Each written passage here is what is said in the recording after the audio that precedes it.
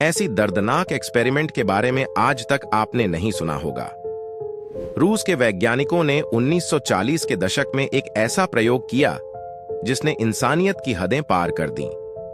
5 कैदियों को एक खास कमरे में बंद किया गया, जहां उन्हें 15 दिनों तक सोने से रोकने के लिए एक गैस दी गई। ये लोग युद्ध के कैदी थे जिन्हें झूठे वादों से लालच दिया गया था कि अगर उन्होंने इस प्रयोग में हिस्सा लिया तो उन्हें आजादी मिल जाएगी। शुरुआत के 5 दिन तक सब कुछ सामान्य लगा। कैदी बातचीत करते रहे, कहानियां सुनाते रहे और अपनी पुरानी जिंदगी के किस्से याद करते रहे। लेकिन जैसे जैसे दिन गुजरे, उनके चेहरे की मुस्कान गायब होने लगी। छठे दिन से उनकी आवाजें बदलने लगीं। वे चिल्लाने लगे, दीवारों पर खरोंचें करने लगे।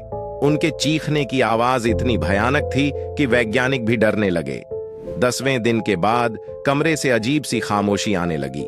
जब वैज्ञानिकों ने माइक पर पूछा कि सब ठीक है या नहीं, तो एक गहरी डरावनी आवाज आई, हमें यहीं रहने दो, हमें सोने मत दो। 15वें दिन जब दरवाजा खोला गया तो जो देखा गया वह मानवता पर एक काला धब्बा था। कैदियों के शरीर झुलसे हुए थे। उन्होंने खुद को नुकसान पहुंचाया था। किसी ने अपने हाथ काट डाले थे तो किसी ने अपनी आंखें फोड़ दी थीं। उनके चेहरे पर एक अजीब सी मुस्कान थी, जैसे वे दर्द में भी जिंदा रहना चाहते हों। वैज्ञानिकों ने जब उन्हें रोकने की कोशिश की तो उनमें से एक कैदी ने कहा, हम अब इंसान नहीं रहे, हम वही हैं जो आप अंदर छिपाते हो।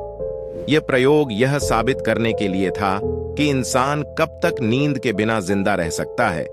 लेकिन यह साबित हो गया कि जब इंसान की नींद छीनी जाती है तो वह एक राक्षस बन सकता है।